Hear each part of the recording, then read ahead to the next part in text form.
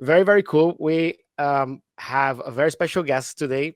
Is Christopher from ByteBrew, and he'll be talking about analytics on web games. So, without taking much more of the space, we can bring in our guest. And Chris, the stage is yours. We are Awesome. Thank you very so much, excited. Raphael.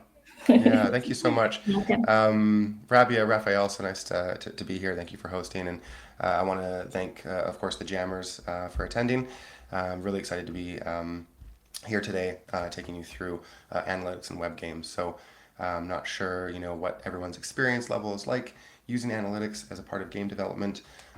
So we'll be keeping things pretty simple. But I do want to let everybody know I'll be available for one-on-one deep dive sessions thereafter. So just to dive right in, come closer to the microphone. You got it. Sorry, 1 second here. Just go like that. There we go.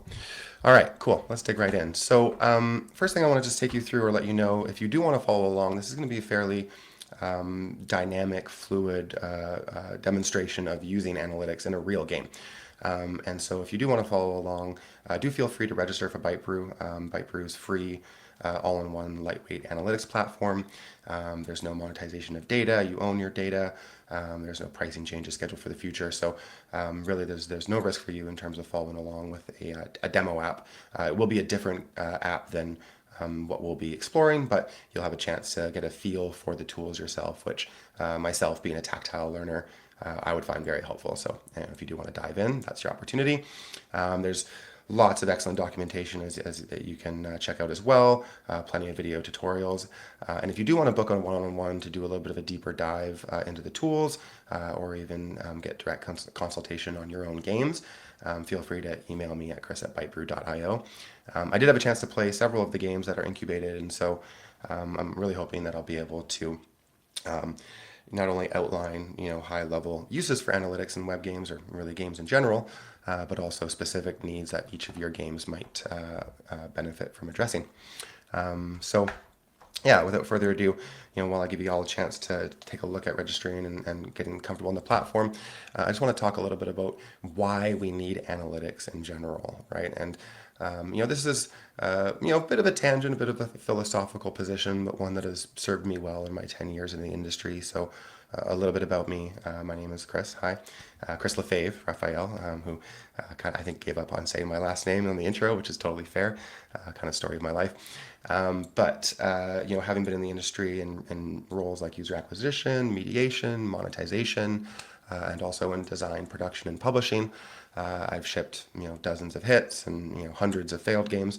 One thing that was always a guiding sort of light or a north star for me was to really ensure I took a step back and thought about what I was really doing, right? Which, if we think about games and the role they play in society, it's really one of entertainment. And, I always found it useful to think about the etymology of the word entertainment. What does that really mean?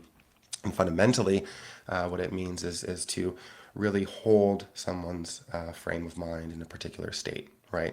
And so when we think about what we're about to dive into game-wise, really want that to be, our sort of the fundamental thought that leads our inquiry into the data that we're seeing. So just some a sense of where my head's coming from. If you as you dig into the platform, maybe you have some experience in analytics in the past and you use some tools in the past. If you start poking around with ByteBrew and you're thinking about getting things going. The number one most common mistake I see made with developers entering ByteBrew for the first time on their own with no guidance, which fortunately, you're obviously not on your own and you are getting guidance, is they will simply copy and paste their custom events or their events from a previous tool into ByteBrew. And more often than not, these events are what I call line item events. So think of level complete 001, 002, 003, and they have all these events. We use a much cleaner architecture, which is events with parameters. So your event would be level complete, and you'd have a parameter for level number.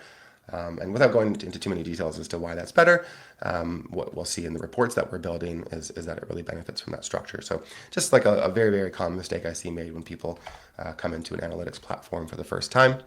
And yeah, so just wanted to give you guys a heads up there. So what we're going to be doing just in like 2 seconds as we dig into the workflow.